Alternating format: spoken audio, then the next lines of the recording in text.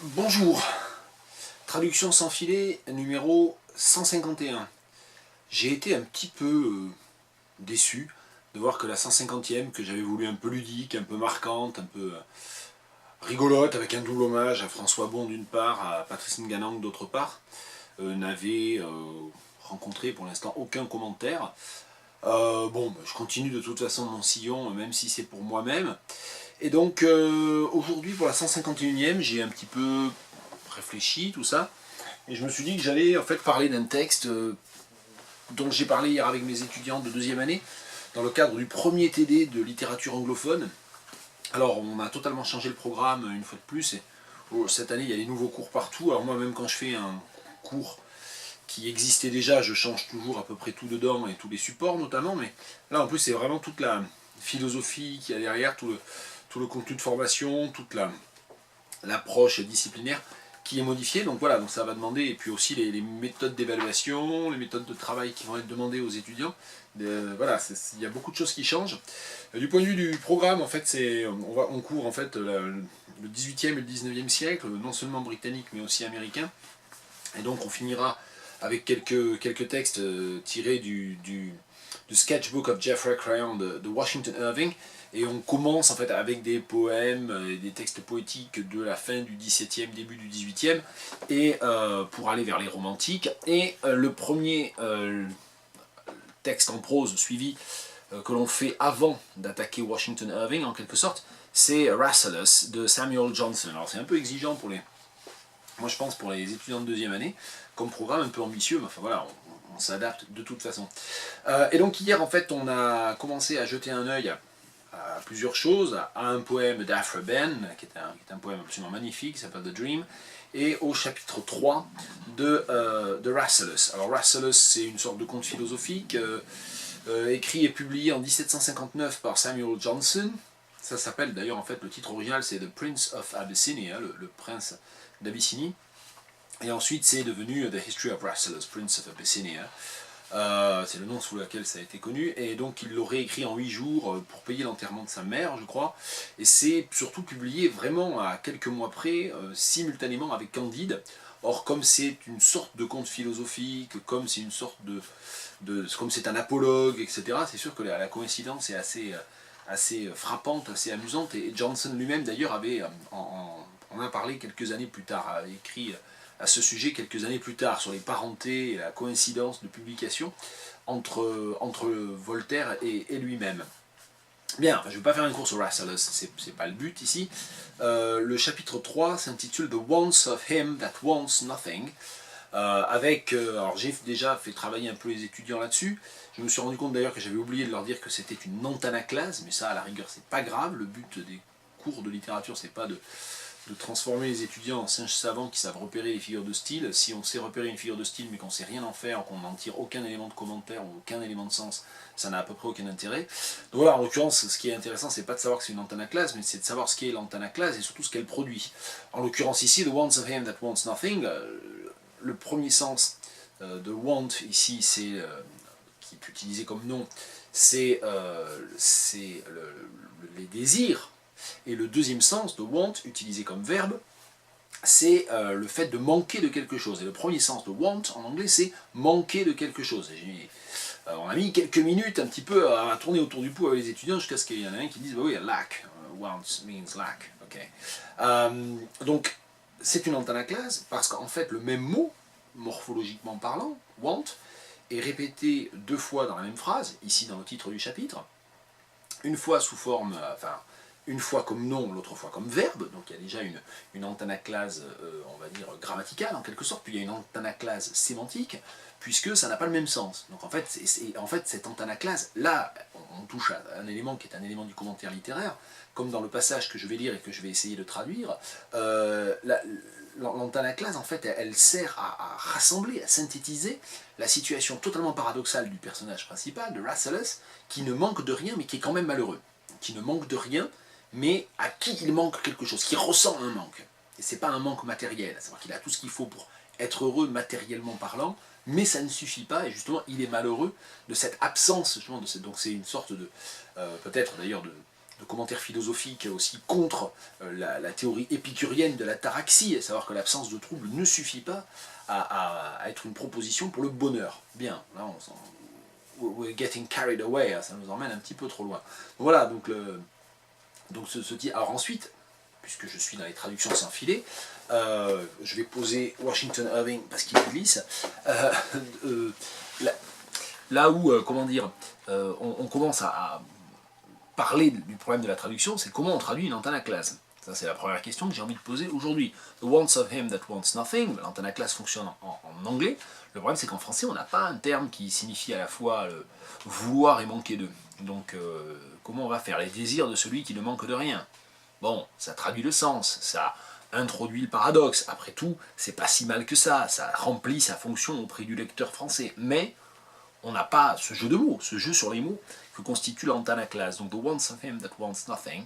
Et en plus, il y a toute la subtilité du fait que c'est le verbe au singulier, donc avec le S, et que c'est le pluriel du nom want. Bon, enfin, tout ça, c'est vraiment très, très, très fin. C'est une rhétorique, on va dire classique, mais une rhétorique vraiment très fine ici. Peu importe. Donc voilà, on traduit, bien sûr, hein, les désirs de celui qui ne manque de rien, mais on traduit le sens, mais on ne traduit pas la forme. Et si on traduit la forme, les désirs de celui qui ne désire rien, c'est faux. C'est sur ça que je veux insister. C'est quelqu'un qui traduirait par les désirs de celui qui ne désire rien, c'est faux. Parce qu'en fait, il désire quelque chose, bien entendu. Son problème, c'est de ne pas de manquer de désir, c'est de manquer, de ne manquer de rien matériellement d'un côté, et de ressentir un manque moral, un manque affectif, psychologique, d'autre part. Donc, de ce point de vue-là, du coup, il vaut mieux ne pas traduire la répétition, parce que si on traduit la répétition, à mon avis, on débouche sur un contresens. Donc ne pas traduire la répétition, ne pas traduire l'antanaclase, ne pas se donner comme priorité de traduire l'antanaclase, mais traduire au moins l'élément de paradoxe sémantique. The old man, c'est le paragraphe du milieu que je me propose de traduire. The old man, thus encouraged, began to lament the change which had been lately observed in the prince, and to inquire why he so often retired from the pleasures of the palace to loneliness and silence. I fly from pleasure, said the prince, because pleasure has ceased to please. I am lonely because I am miserable, and am unwilling to cloud with my presence the happiness of others. You, sir, said the sage, are the first who has complained of misery in the happy valley. I hope to convince you that your complaints have no real cause. You are here in full possession of all that the Emperor of Abyssinia can bestow. Here is neither labour to be endured nor danger to be dreaded. Yet here is all that labour or danger can procure or purchase. Look round and tell me which of your wants is without supply. If you want nothing, how are you unhappy? That I want nothing, said the prince, that I know not what I want, is the cause of my complaint. If I had any known want, I should have a certain wish. That wish would excite endeavour, and I should not then repine to see the sun move so slowly towards the western mountain, or lament when the day breaks, and sleep will no longer hide me from myself. When I see the kids and the lambs chasing one another, I fancy that I should be happy if I had something to pursue. Je vais terminer sur cette phrase, j'ai à peu près lu la moitié du chapitre, et c'est la moitié médiane, on va dire, du chapitre, de ce chapitre bref, hein, si on regarde, voilà, ça c'est ma vieille édition de Penguin, mais on a ça, voilà, et ce que j'ai lu, ça commence là, à peu près. Rasselas, c'est évidemment partout sur internet, il faut aller dans le projet Gutenberg, le texte de Rasselas dans le projet Gutenberg, il est parfait. Hein.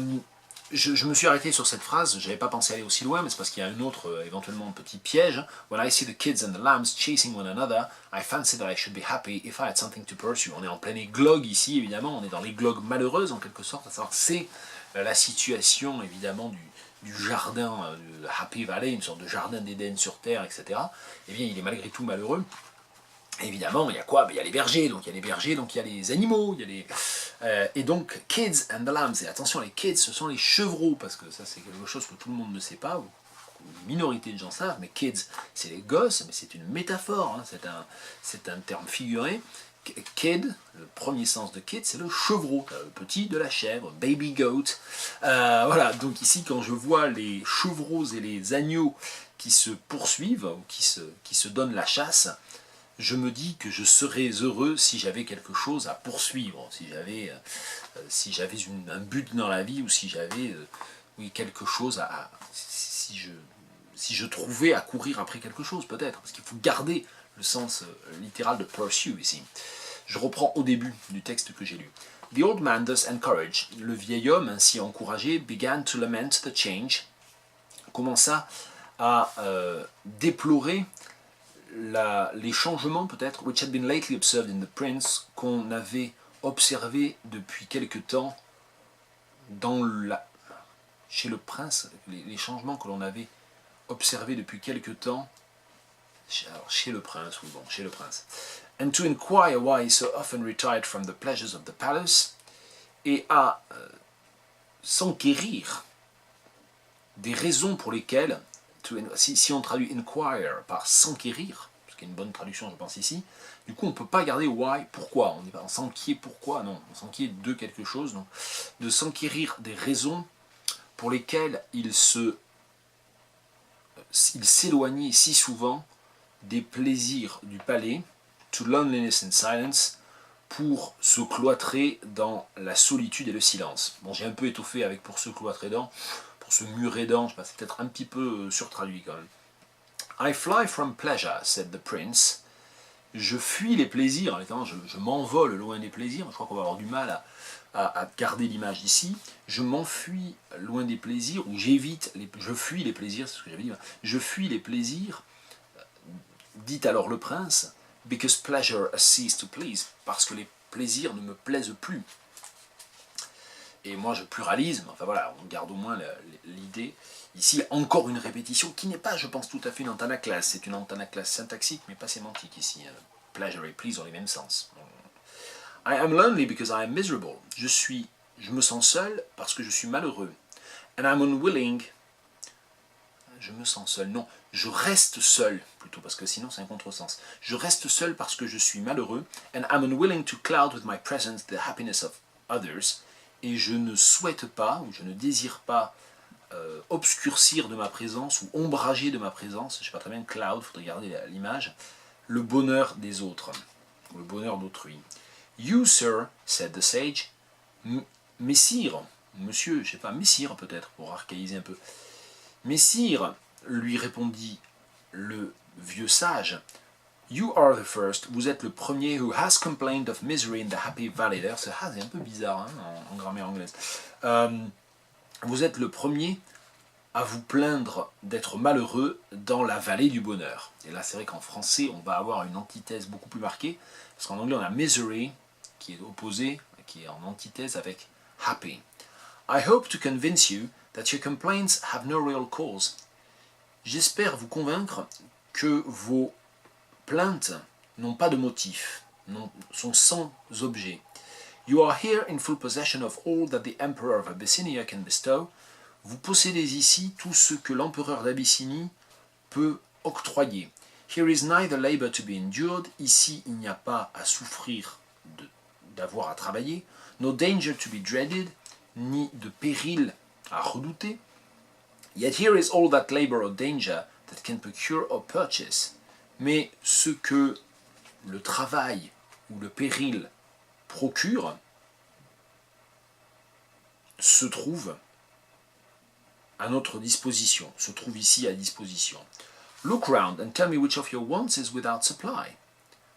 Regardez autour de vous et dites-moi. Alors, et du coup, là, on revient sur ces wants, what of your wants, lequel de vos besoins, peut-être. Regardez autour de vous et dites-moi lequel de vos besoins n'est pas satisfait. If you want nothing, how are you unhappy? Si vous n'êtes pas dans le besoin, comment pouvez-vous être malheureux? That I want nothing, or that I know not what I want, said the prince, is the cause of my complaint.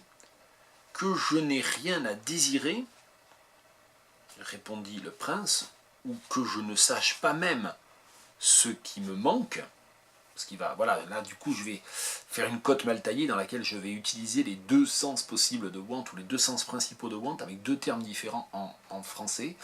que je ne manque de rien, répondit le prince, ou que je ne sache pas même ce qui me manque, is the cause of my complaint. C'est là la raison de mes plaintes. If I had any known want, si j'avais des besoins identifiés, connus, I should have a certain wish. Alors, je saurais quoi désirer. That wish would excite endeavor. Ce désir me pousserait à entreprendre. Et là, je fais plein de transpositions. And I should not then repine to see the sun move slowly, so slowly towards the western mountain. Et alors, je ne serais pas aussi, je ne me languirais pas, peut-être repine, c'est un terme un peu archaïque maintenant, on dit plus trop ça, mais repine, oui c'est le spleen, je sais pas, la saudade, je sais pas. Et je ne serais pas, j'avais dit quoi du coup, mince, I should not then repine, et je ne déplorerais pas, je ne me languirais pas, voilà, à force d'expliquer les trucs, je perds le fil.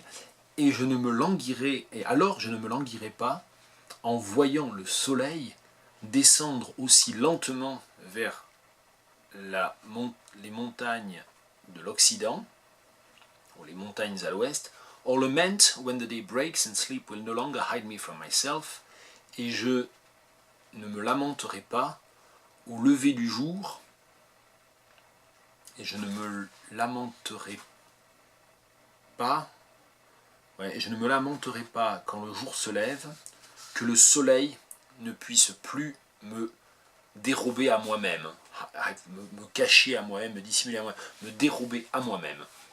Bon, une petite exception, après tout, puisque je l'ai fait au moins déjà pour moi, une petite exception à la règle des 10 minutes. J'ai fait une vidéo de traduction, il y en a eu des beaucoup plus longues par le passé, mais ça faisait un moment que je n'avais pas fait une vidéo de traduction qui dépassait 10 minutes, donc celle-là dépasse 10 minutes, mais c'est parce que j'ai voulu un peu parler quand même enfin pas du contexte, mais j'ai voulu un peu parler de Rasselas, et puis j'ai voulu aussi faire un sort à l'antanaclase, au problème de traduction qui se pose dans un cas comme celui-là.